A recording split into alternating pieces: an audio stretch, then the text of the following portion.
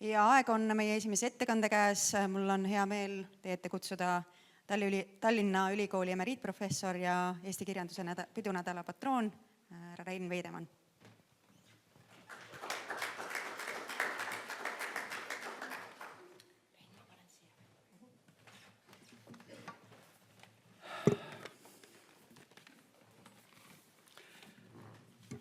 Ma olen liigutatud. Tere. On kuidagi väga armas. Aasta on läinud ja taas siin kohtuda teiega erinevatest põlvkondadest, peamiselt noorema kuulajaskonna ja väga vähesel hulgal mu enda põlvkonda esindavate kuulajatega. Vanaisa, nagu ma siis siin olen.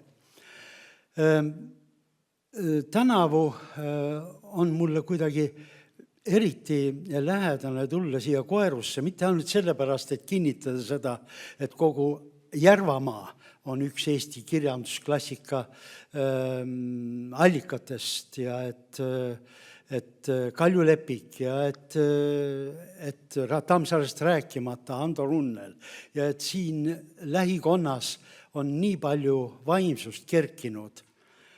Aga kas või neid noori inimesi kuuldes mõtlesin ma, kui andekas rahvas siiski eestlased on.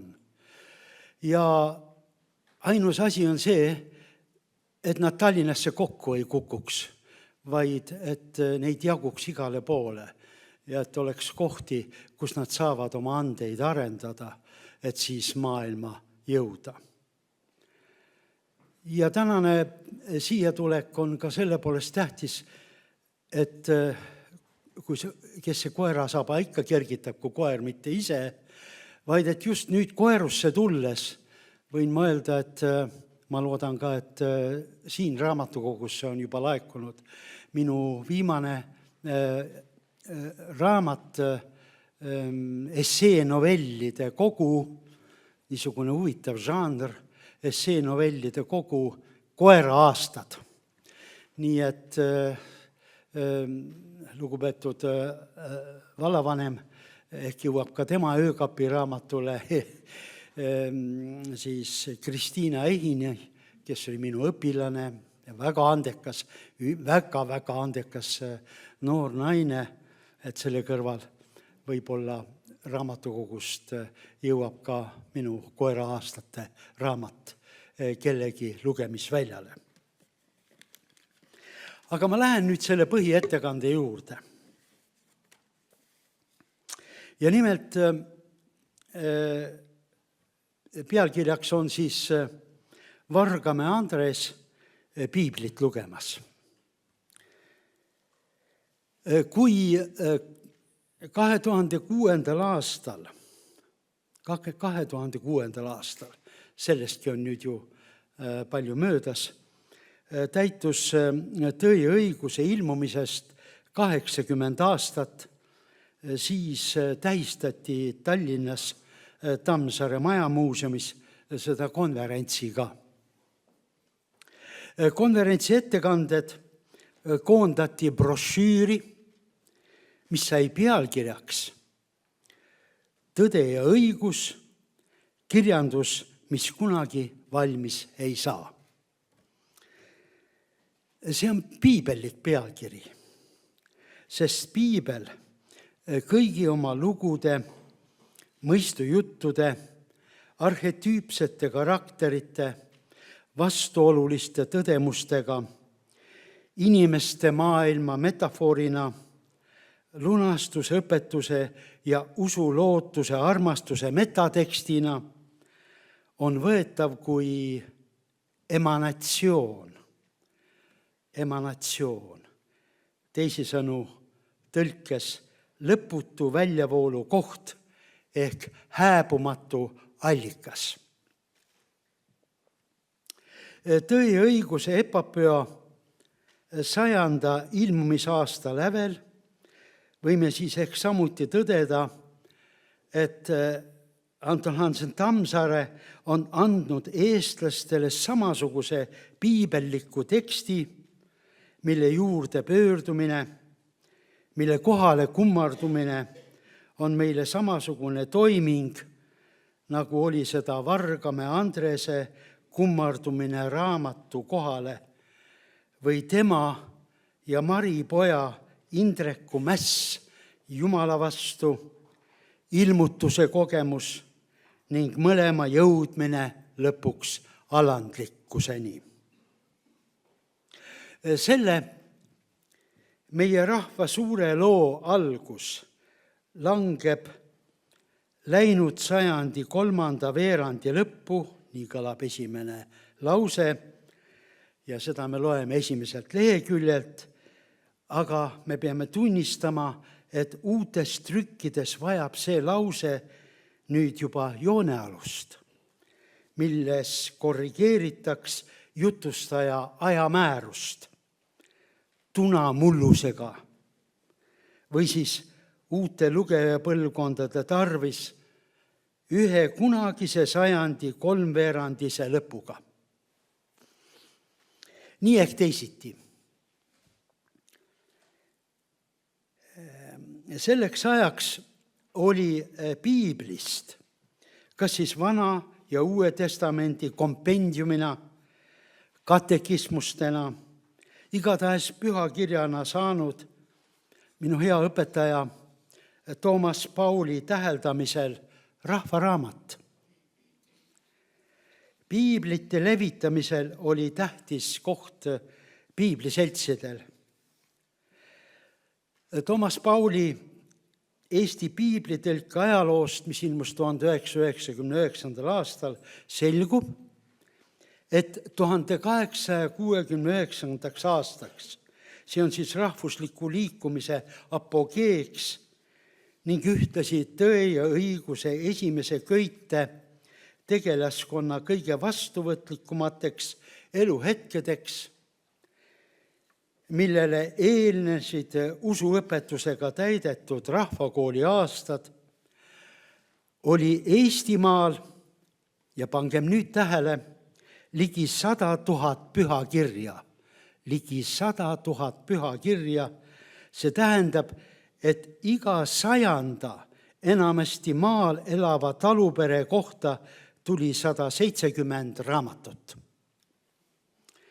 Nõnda võib siis eeldada, et paljudes peredes oli lausa mitu pühakirja ning, nagu tõesti õiguses selgub, olid need ka Vargamäe rahval olemas, kaasa arvatud 2 suurt vastandit, aga ühist talupere juurt omaval Vargamäe eespere Andresel ning tagapere Pearul. Talurahva koolidest veel nii palju, et 1859. aastal oli neid kokku Eestimaal ligi 1000. Kõigi külakoolide õppekavas pidi õpetatama usuõpetust 5 tundi, emakeelt 8–12 ja matemaatikat 6 tundi nädalas. Aga mina tean praegu õpetajaid, kui palju eesti keelt nädalas õpetatakse koolides. Hea kui 1 ja 2 tundi. Õpetajateks tookord ja toona olid enamasti kohalikud köstrid. Siis lisandusid kihelkonnakoolid, millest said Eesti haritlaste, ma pean silmas siis valla omavalitsuse teenistujad, külakooli õpetajad, seltside tegelased, nendest said esimese põlve eestlaste haritlaskonna kujunemiskohad. 1869. aasta üldlaulupeo ligi 800 esineja hulgas olid pooled koolmeistrid. Nõuab omaette loengut või lausa tervet loengukursust Andrese ja Pearu kui eestlaste arhetüüpide suhestumisest Jumalasse. rääkimata siis Indreku jumalatapust Tõe ja õiguse teises köites. Tammsaare on üle kandnud neisse omaenda skepsise, et mitte öelda koguni agnostilise maailma käsitluse, ehk siis lõppkokkuvõttes tunnetamatuseni ulatuva maailma käsitluse. Tammsaarest kirjutatud monograafias, mille pealkiri on Tammsaare irratsionaalsuse poeetika 2016 ja mille juhendajaks mul oli õnn olla, on Maarja Vaino, siin juba mainitud, Tallinnas kirjanduskeskuse juhataja, kahte muuseumit ühendava kirjanduskeskuse juhataja, on siis koondanud sellesse irratsionaalsuse mõistesse mitte niivõrd mõistuslikkuse vastanduse, ehk siis ratsionaalne, irratsionaalne, kuivõrd kujundlikult võttes inimteadvuse piiri, millele iga küsimine, vastamine lõpuks jõuab.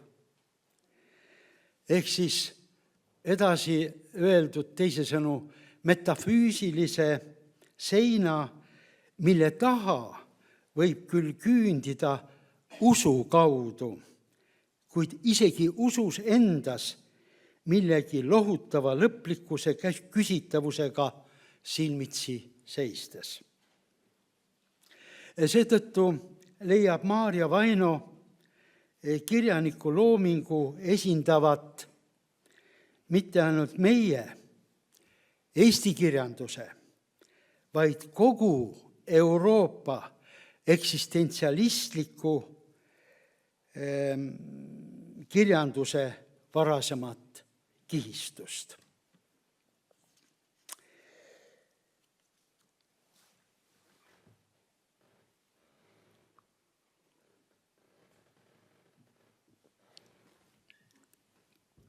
Kui tõde ja õigust pidada eesti kirjanduse piibliks, kirjanduslikuks piibliks, siis saksa ja ühtlasi maailmakirjanduses on selleks Goethe Faust. Teed rajavaks niisuguses võrdlemises tuleks siinkohal pidada Jaan Krossi käsitlust Tammsaare ja Mephisto. Kõigepealt ilmus see loomingus 1979 ja seejärel esseekogumikus Vahelugemised 1982. Ja seal nimelt põhiväiteks on see, et Andresest kumab läbi faustilik, pearusaga mefistolik arhetüüp. Muide, selles samas teedrajavas essees Jaan Kross toob ka sisse Tõe ja õiguse 5. köite lõpus Andrese surmastseeni, mis üllataval kombel on rööbiti samasugune, mis oli Fausti surmastseeniga. Vahe on selles, et kui Faust kuuleb siis matjaid kolistamas, klõbistamas oma labidatega hauda ja Faust ise arvab, et ta on igavene ja keeldub seismast surmaga, selle paratamatusega silmitsi, siis Tõe ja õiguses Andres surmaeel on leppinud. Tema ainus unistus, aga seegi kujutluses, juba siis, kui ta on nõrk ja läheb lõpuks lakka, heidab eintele ja Indrek leiab ta sealt eest juba siis surnuna. Ta ainus küsimus on see, kas kraavid on valmis ja kas jõgi on voolamas. Ja see tähendab viidet siis piiblile, et Mooramaa mees on oma töö teinud, inimene on oma eluülesande täitnud ja nüüd võib ta rahus minna sinna, mis kõigile meil lõpuks on ette määratud. Aga on märgatud sedagi, et tõe ja õiguse epopöa piibellikkus seisneb omamoodi ringjoones. Kõigepealt Krõõt ja Andres saabuvad Vargamäele.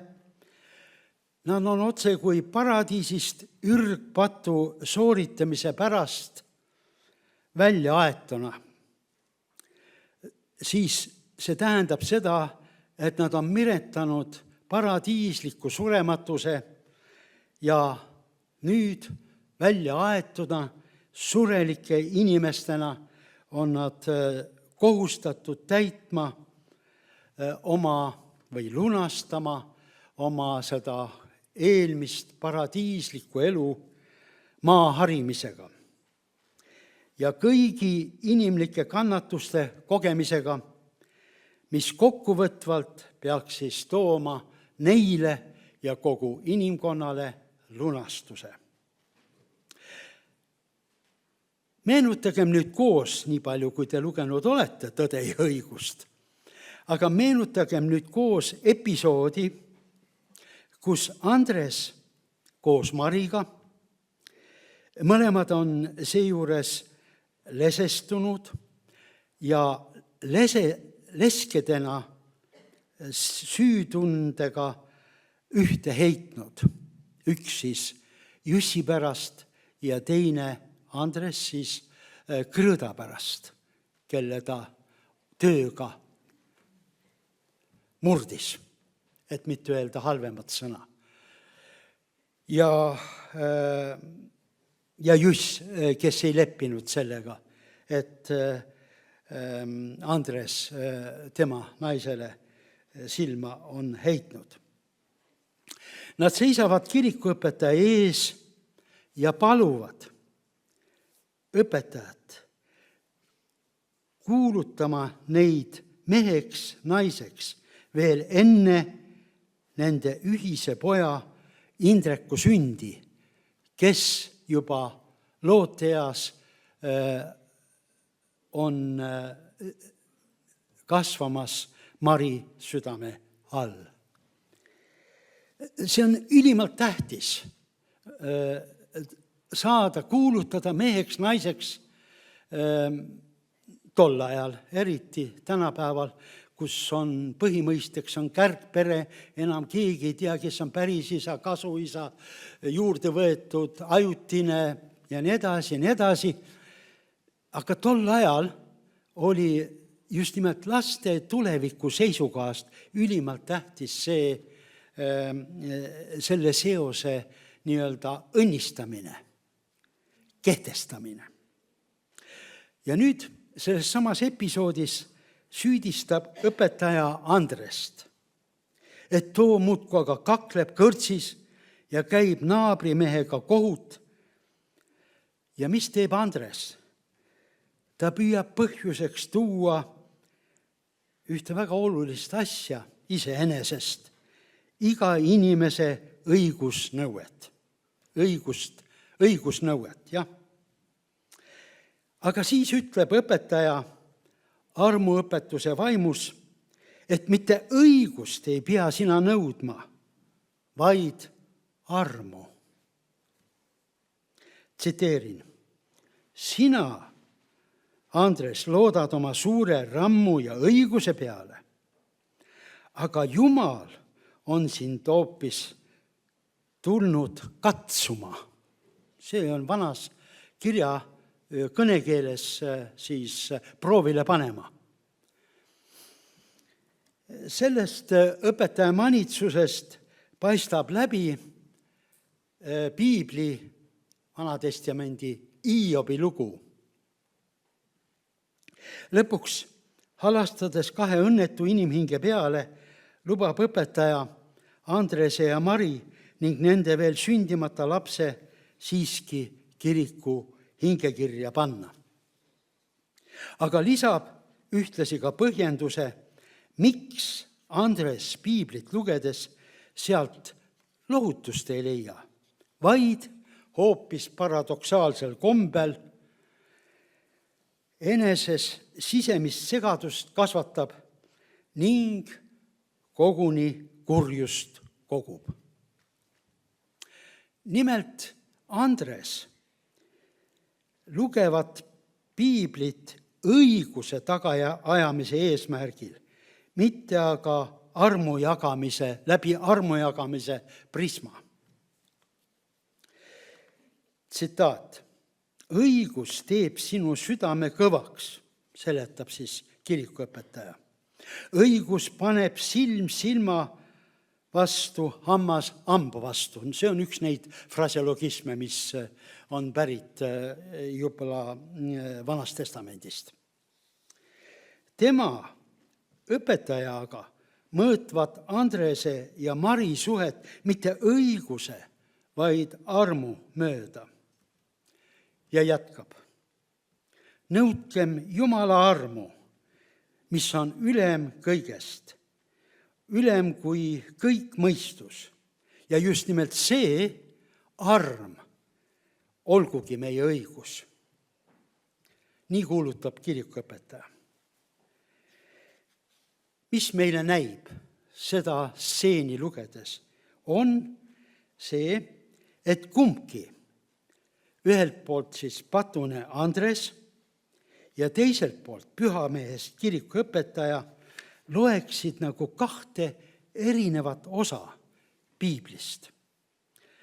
Andres loeb juutide enesekehtestamise lugu Vanast Testamendist, kirikuõpetaja aga Uue Testamendi evangeeliume, armuõpetust.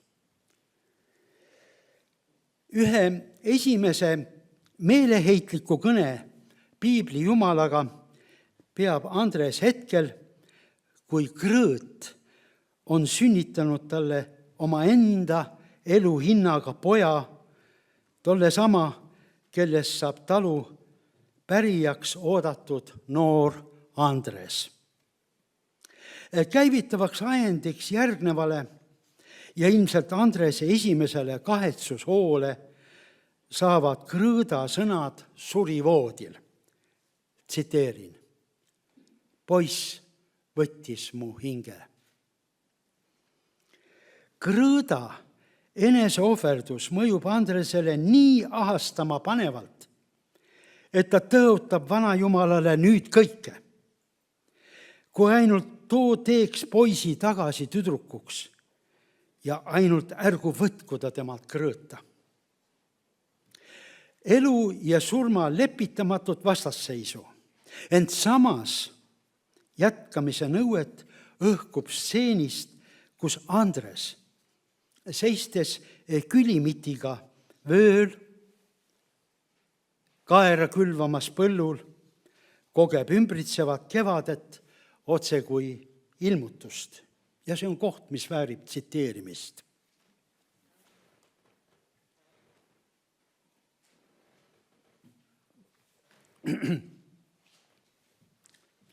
Aga kui ta oma külimitu oli täitnud ja kandevööle seadnud, avanesid nagu äkki ta silmad ja kõrvad.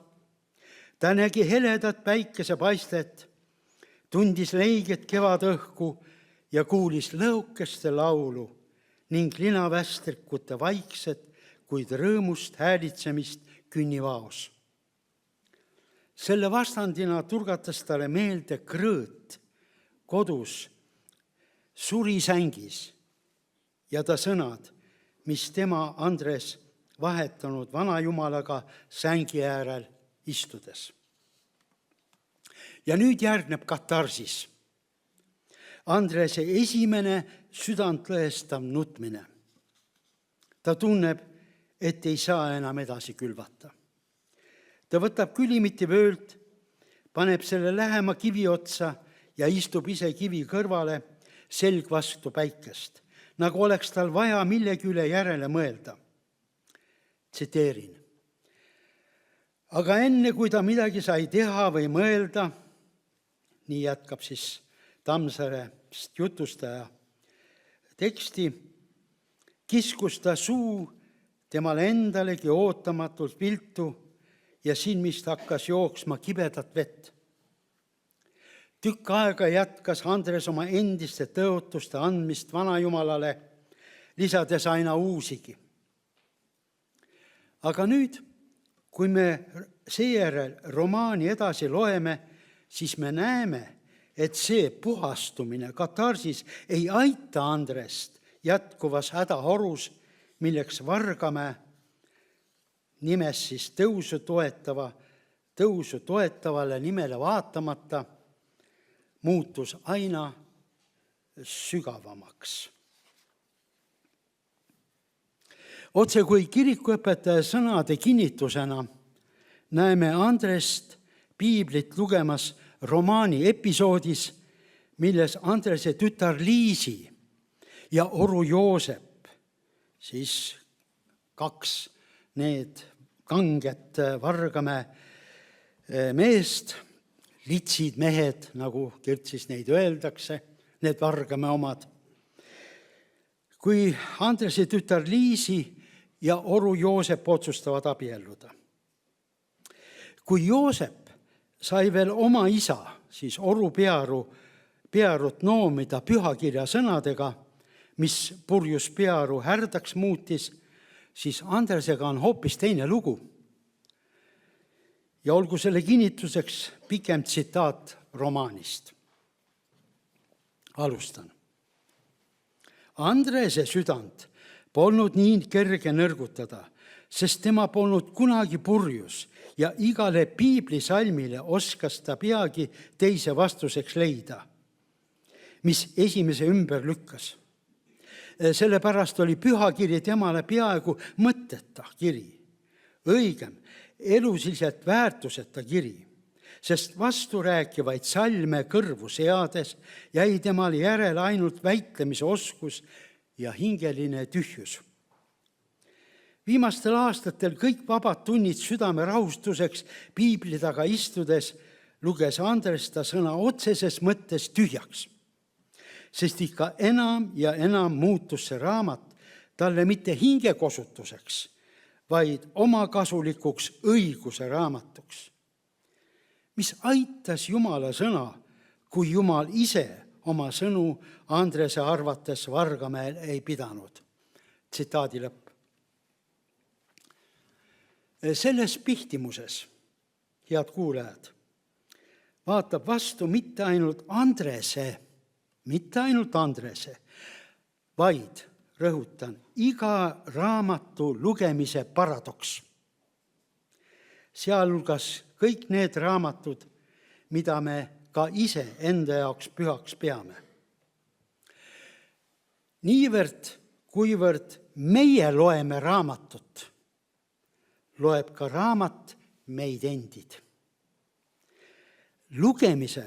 Raamatu lugemisel me asume ühel väljal, käime ühte ja sedasama kirjatähtedega palistatud ridade vahelist teed.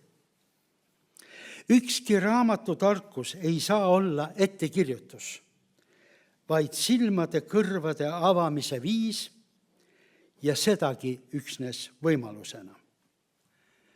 Piibel, see raamatute raamat inimestest inimestele, on seda kõige näitlikumal viisil ehk eksemplaarselt. Piibel, nagu iga teinegi tarkuse raamat, tarkustulviraamat, võib olla Ariadne lõngaks, mis aitab tagasitee leidmist Minotauruse labürindist, ent see võib lihtsalt ka jääda kummaliste lugude tolmuvaks antoloogiaks kusagil raamaturiiulite tagarivis. Piibel ei ole minu arust, aga seda ka paljude teiste meelest, mitte eluabiõpik, ammugi püha graal. Raamatuna on piibel niisama elav organism, nagu on tema lugejagi. Andrese piibli lugemised kulmineeruvad Tõe ja õiguse esimese osa lõpulehekülgedel. Meenutagem, ta on just saatnud noore Andrese Kroonusse, aimates, et sealt tagasi tulles Andresest enam Vargamäe uut peremeest ei saa. No sealt pärineb ka see kuulus lause, tee tööd, näe vaeva, siis tuleb armastus. Aga armastust ei ole, ütleb Andres. Teisalt paistis siiski lootuse säde, et linna, tolleks hetkeks juba linna õppima saadetud Indrek naaseb sealt tagasi, et Vargamäele kord tõde ja õigust õpetada, nagu Andres Kõrtsileti taga Pearule oli nähvanud.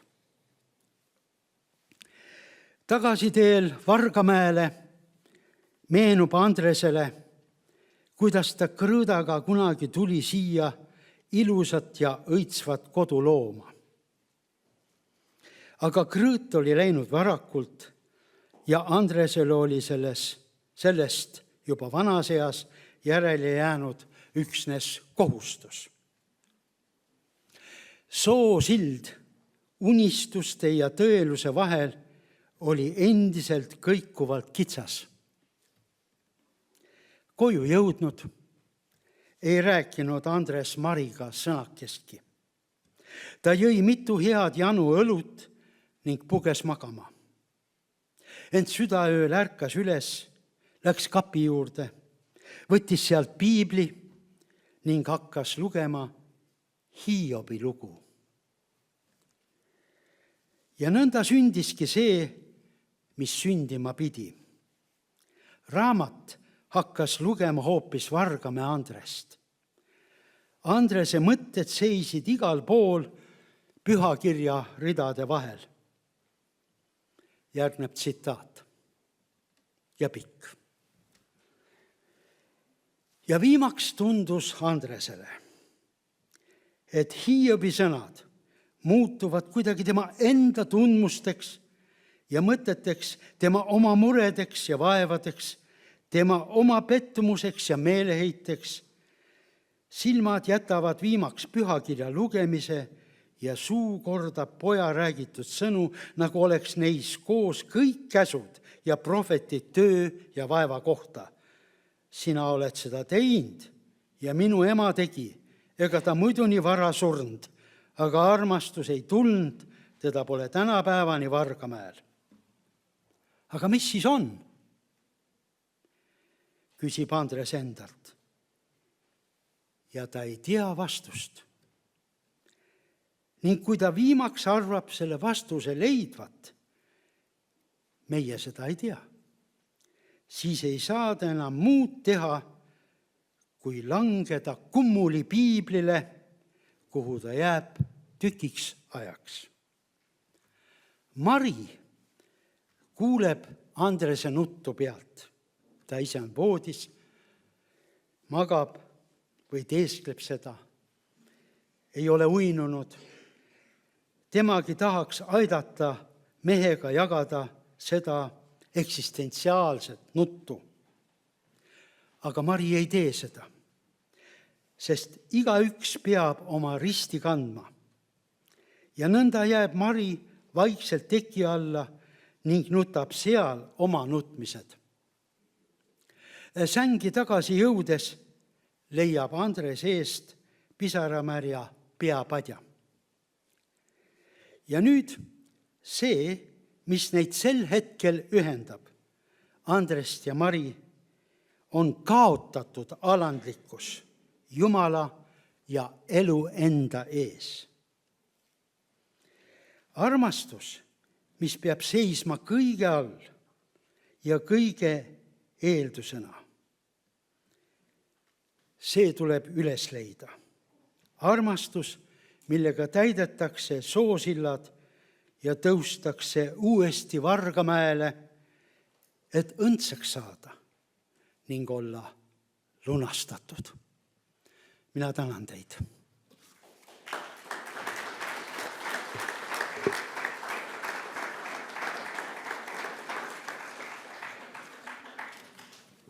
Suur tänu selle ettekande eest. Kas saalis olijatel on tekkinud küsimusi, mida ta sooviks küsida? Andke käega märku või mingi mõte, mida tahaks jagada? Ei, siis ma jagan enda oma, et mind väga kõnetas see, kui te rääkisite sellest, et õigust ja armuga, et tänapäevasesse konteksti siis kuuleb ju ka mujalt, et mitte teha seda, milleks sul on õigus, vaid teha seda, mis on õige. Ja kui suur vahe on nendel kahel asjal, kui selle peale mõtlema hakata. Et me tunneme nii-öelda meie esimese emotsiooni pealt tegutsedes on see, et aga mul on selleks õigus. Ma võin seda teha sellepärast, et ja siis hakkad nagu otsima neid vastuseid, et nii nagu Andres otsis neid vastuseid piiblist. Ja, aga kui suur vahe on teha see, et mis on tegelikult õige selles olukorras. Et hingata sisse võib-olla 3 korda sisse välja ja siis selle pinna pealt hoopis tegutseda. Ja ka kui suur tähtsus on sellel tõlgendamisel seda, mida me raamatut lugedes otsime. Et kas me loeme ja mõtiskleme loetu üle avatud meeltega või me oleme teinud selle otsuse juba enne, kui me raamatu kätte võtame, see on see info, mida ma sealt tahan, ja kui me niimoodi kinnisideena võtame selle raamatu ette ja hakkame seda lugema, siis täpselt samamoodi, nagu Andres leidis sealt seda, mida ta otsis, on meiega samamoodi. Ja see on võib-olla miski, mis on universaalne ja mida ka saalis viibivad noored inimesed saavad kasutada, kui loete siis kas mis iganes raamat teile kätte satub või mitte ainult raamatut, vaid ka teksti. Jaa, väga aitäh selle tähelepaneku eest ja selle kordusest tõepoolest. Väga suur vahe õiguse ja õige olemise või õige otsimise ja õige leidmise vahel. Nii et ja seda muidugi seda õiget olekut, see on nagu mingisuguse iseenesest selle pinnas ette valmistamine selleks, et sa tunned, et nüüd oled sa nagu selle õige oleku enda jaoks saanud, aga mis ei ole ka muidugi lõplik, sest terve elu on ainult üks suur õppimise, terve elu on tee selle juurde. Aga kui tõepoolest ainult kohe algusest peale otsida igalt poolt sisse see õigus, see on see õigus, see on mul see õigus, see on see õigus, siis te olete padrikus. Te lähete padrikusse, saagi sealt enam välja. Sellepärast, et selle otsimise, selle õiguste nõudmise, kehtestamiste ja siis läheb muidugi kismaks, kaklusteks, vaidlusteks, kes on rohkem õige, kes on nii edasi. Nii et see kõik on meie enda kätes. Aga ikkagi minu paatos on see, ma olen sellest ka palju kirjutanud, et alati, kui raamatu kätte võtate, te loete sealt lugu, te loete mõtteid, kuid mingil hetkel korraks selle sama raamatu peale, raamatu kohale kummardades või peatudes püüdke me endale aru anda, et tegelikult raamat loeb teid. Tema loeb teid, sealt tuleb tagasi üks maailm, autor, mida autor on vahendanud ja nüüd ta loeb teid, ta loeb teie tundeid, teie mõtteid, teie igatsusi ja nii tekib dialoog. Sellepärast soovitatakse ka, et kui on mingi raamat, mida lugeda, et aeg-ajalt seda uuesti üle lugeda, et siis te leiate hoopis uusi asju sealt raamatust, et on need siis mingid teadmised või ka lihtsalt ilukirjandus. sest me ise küpseme, me ise areneme, meile tulevad mingid uued teadmised, uued nägemused ja siis sa näed hoopis uusi asju sealt lehekülged, et sealt tulebki see raamatu, et raamat loeb meid samamoodi nagu meie raamat. Ja meie raamatut. Nii et mina lugesin, ma ei tea nüüd, mis mitmes kord mul see Tõeõiguse läbilugemine aset leidis ja iga kord, kui ma teda loen, ma avastan uuesti. See ongi see on mingisugune täielik müsteerium, mida Tammsaare meile eestlastele on andnud. On muidugi väga palju suuri kirjanikke ja aina tuleb juurde ja me aina imetleme. Just äsja, kui te lugesite lehest seda ülevaadet, Püha Jumal, 3500 nimetust ilmus möödunud aastal, 100 romaani, uskumatult palju luulekogusid. No kes neid kõik jõuab ära lugeda? Teil mitmeks eluks jääb aega. Iseenesest on muidugi hea, et eesti keel elab selle kaudu, aga mina jälle, minu armas kolleeg ja õpilane Mahin istub siin, teab ju väga hästi, et see kõik jõuab meieni. Meid on vaja, see raamatukogu hoidjaid, õpetajaid on vaja, kes selle kohutava massiivi, selle rikkuse, iseenesest rikkuse toob lugejaskonnal, ütleb, miks teil oleks vaja seda lugeda, miks te võiksite seda lugeda. Nii et küsimus ei ole ammu enam kirjanduse endas, vaid ikkagi nendes, kes selle kirjanduse rahvani ja rahvale toovad ning kommenteerivad, seletavad, aitavad, mitte ei turunda, vaid lülitavad selle üldisesse sõnade ookeani, sõnade ja tähenduste ookeani, annavad tähenduse, just nimelt tähendus on see, mida on vajalik selleks, et me tunneksime rõõmu sellest rikkusest, mis selles ühes täiesti müstiliselt väikese rahva, väikeses keeles on maailma loodud nii lühikese aja eest, et meil on isegi raske seda ajakillukest ette kujutada. Ja veel, jaa.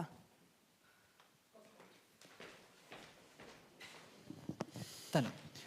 Üks selline omapärane asi, mille peale ma jäin mõtlema ja pöördun osaliselt ka kõigi nende poole, kes ennast poisteks peavad ja kunagi meheks tahavad saada. Ettekandes panime tähele midagi, mis käis vastu sellele, mida sagedasti õpetatakse. Õpetussõnad endale ja ilmselt ka kõigile teistele. Elukene läheb ja te nutate. Vargamäe Andres nuttis. Teie nutate ka. Ei ole midagi teha. Jah, armsad sõbrad, siin ei ole mul mitte midagi muud öelda, lisada. Minu esinemise aeg on ümber kui seda, et otsige üles minu üks üsnagi pikk essee, mis räägib sellest nutust, aga rohkem siiski, ütlen ma nüüd selle asemel, itk ja nutt erinevad teineteisest. Nutame sagemini, aga itk on midagi palju sügavamat. Nii et ma olen sellest kirjutanud üsnagi pika essee. Tõepoolest Eesti kirjanduses ei ole teist niisugust eepilist teost, kus nii palju nutetakse, nagu seda on Tammsaare Tões ja õiguses, või itketakse. Ja see on omaette väga suur küsimus. Ma püüan sellele vastust seal otsida, aga ma vist ei leidnud. Tänan teid. Aitäh veel kord Rein Eidemann.